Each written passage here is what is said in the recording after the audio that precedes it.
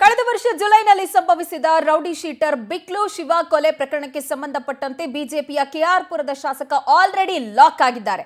ಇದೀಗ ಬೌರಿಂಗ್ ಆಸ್ಪತ್ರೆಯಲ್ಲಿ Byrathi Basavaraj medical test ಮುಕ್ತಾಯವಾಗಿರುವ ಮಾಹಿತಿ ಲಭ್ಯ ಆಗ್ತಾ ಇದೆ. ಮೆಡಿಕಲ್ ಟೆಸ್ಟ್ನ ಬಳಿಕ ಕೋರ್ಟ್ನತ್ತ ಬಿಜೆಪಿ ಶಾಸಕ ಭೈರತಿ ಬಸವರಾಜರನ್ನ ಕರೆದೊಯ್ಯಲಾಗ್ತಾ ಇದೆ. ನೆಕ್ಸ್ಟ್ ಕೋರ್ಟ್ಗೆ ಹಾಜರುಪಡಿಸಿ ತಮ್ಮ ಕಸ್ಟಡಿಗೆ ಸಿಐಡಿ ಕೇಳುವಂತಹ ಎಲ್ಲ ಸಾಧ್ಯತೆ. ಭೈರತಿ ಬಸವರಾಜ್ಗೆ ಜೈಲೋ ಕಸ್ಟಡಿನೋ ಅನ್ನುವ ಕುತೂಹಲ ಹೆಚ್ಚಾಗ್ತಾ ಇದೆ. ಹೆಚ್ಚಿನ ವಿಚಾರಣೆಗೋಸ್ಕರ ಕಸ್ಟಡಿಗೆ ಸಿಐಡಿ ಆಫೀಸರ್ಸ್ ಭೈರತಿ ಅವರನ್ನ ಕೋರ್ಟ್ ಮುಂದೆ ಕೇಳಲಿದ್ದಾರೆ. ಭೈರತಿಯನ್ನ 14 ದಿನಗಳ ಕಾಲ ಕಸ್ಟಡಿಗೆ ಪಡೆಯುವಂತಹ ಸಾಧ್ಯತೆ.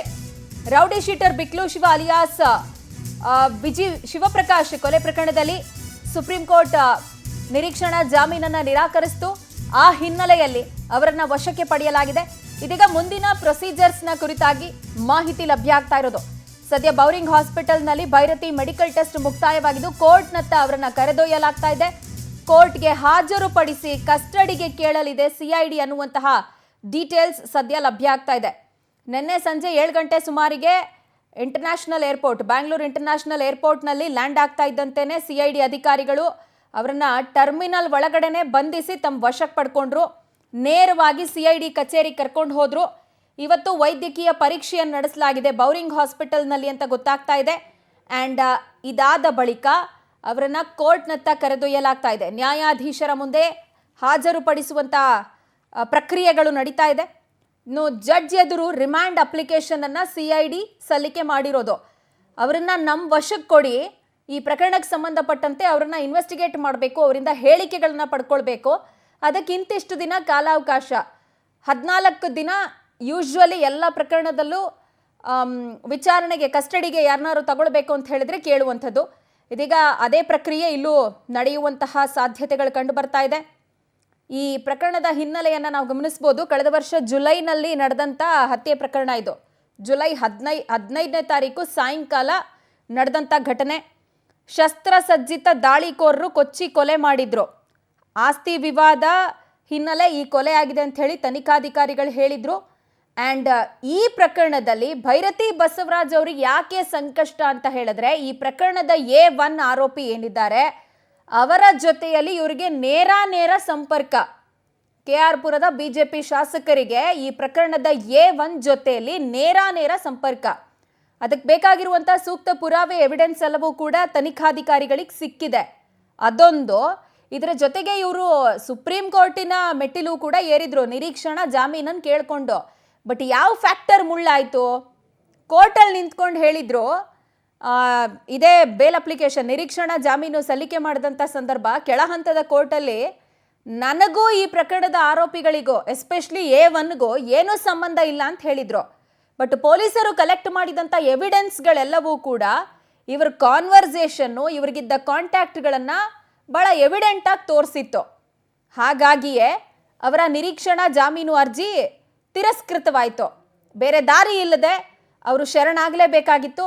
ನಿನ್ನೆ ಅವರು ಅಹಮದಾಬಾದ್ನಿಂದ ಫ್ಲೈಟ್ನಲ್ಲಿ ಬರ್ತಾ ಇದ್ದಂಗೆ ಇಂಟರ್ನ್ಯಾಷನಲ್ ಏರ್ಪೋರ್ಟ್ನಲ್ಲೇ ಆ ಟರ್ಮಿನಲ್ನಲ್ಲೇ ಅವರನ್ನು ವಶಕ್ಕೆ ಪಡೆದು ಸದ್ಯ ಮೆಡಿಕಲ್ ಟೆಸ್ಟ್ ಮುಗಿಸಿದ್ದಾರೆ. ಇವತ್ತು ಕೋರ್ಟ್ನತ್ತ ಕರೆದೊಯ್ತಾ ಇದ್ದಾರೆ ಅಂತ ಡೀಟೇಲ್ಸ್ ಇದೆ.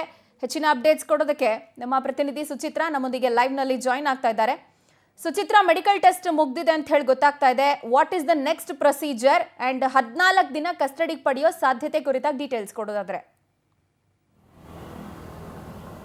ಪ್ರಜ್ವಲ, ಏನು ನಿನ್ನೆ ಬಿಕ್ಲು ಶಿವ ಕೊಲೆ ಪ್ರಕರಣ ಸಂಬಂಧ ಕೆಆರ್ಪುರಂ ಶಾಸಕ ಆಗಿರುವಂತಹ ಭೈರತಿ ಬಸವರಾಜನನ್ನ ನಿನ್ನೆ ಅಹಮದ್ನಿಂದ ಬಂದಂತಹ ಸಂದರ್ಭದಲ್ಲಿ ಏರ್ಪೋರ್ಟ್ ಟರ್ಮಿನಲ್ 1ರಲ್ಲಿ ಆಶಾ ನೇತೃತ್ವದ ತಂಡ ಅವರನ್ನು ಅರೆಸ್ಟ್ ಮಾಡಿತ್ತು. ಅನಂತರದಲ್ಲಿ ಸಿಐಡಿ ಕಚೇರಿಗೆ ಕರೆದುಕೊಂಡು ಬಂದು ಒಂದಷ್ಟು ವಿಚಾರಣೆಯನ್ನು ಮಾಡಿತ್ತು.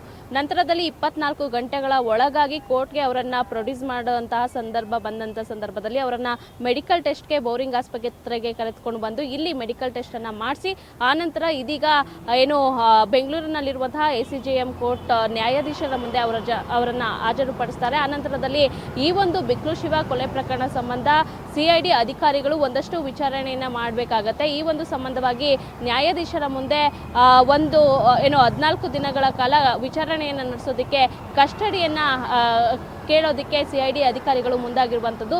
ಒಂದು ವೇಳೆ ಏನು ನ್ಯಾಯಾಧೀಶರು 14 ದಿನಗಳ ಕಾಲ ಕಸ್ಟಡಿಗೆ ಅವರನ್ನು ಕೊಟ್ಟರೆ CID ಅಧಿಕಾರಿಗಳು ಈ ಒಂದು ಪ್ರಕರಣಕ್ಕೆ ಸಂಬಂಧಪಟ್ಟಂತೆ ಒಂದಷ್ಟು ವಿಚಾರಣೆಯನ್ನು ಭೈರತಿ ಬಸವರಾಜ್ ಅವರಿಗೆ ಮಾಡುವಂಥದ್ದು. ಆನಂತರದಲ್ಲಿ ಕಸ್ಟಡಿ ಮುಗಿದ ನಂತರದಲ್ಲಿ ಅವರನ್ನು ಜೈಸಿಗೆ ಕಳಿಸಂಥ ಸಂದರ್ಭದಲ್ಲಿ ಅವರು ಮುಂದಿನ ಇವರು ನಿರೀಕ್ಷಣಾ ಜಾಮೀನಿಗೆ ಅರ್ಜಿ ಹಾಕೊಬೋದು ಅಂತ ಹೇಳಿ ಈಗಾಗಲೇ ಸುಪ್ರೀಂ ಕೋರ್ಟ್ ಕೂಡ ಹೇಳಿರುವಂಥದ್ದು.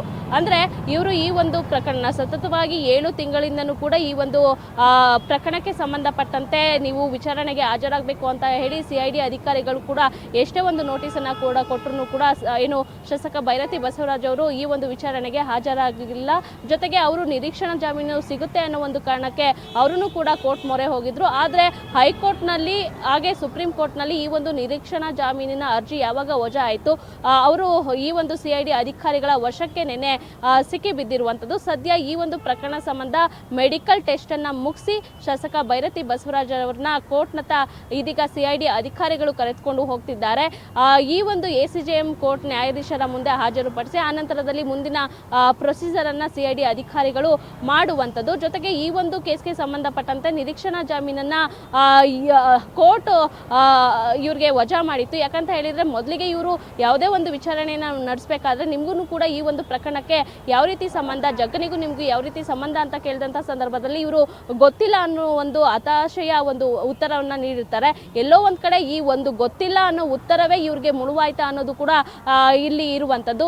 ಒಟ್ಟಿನಲ್ಲಿ ಈ ಒಂದು ಕೇಸ್ ಭೈರತಿ ಬಸವರಾಜ್ಗೆ ಒಂದು ರೀತಿ ಕಂಟಕ ಅಂತಾನೆ ಹೇಳ್ಬೋದು. ಸದ್ಯ ಇನ್ನೂ ಎಷ್ಟು ದಿನಗಳ ಕಾಲ ಕಸ್ಟಡಿಗೆ ತೆಗೆದುಕೊಳ್ತಾರೆ, ಯಾವ ರೀತಿಯಾಗಿ ವಿಚಾರಣೆಯನ್ನು ಮಾಡ್ತಾರೆ.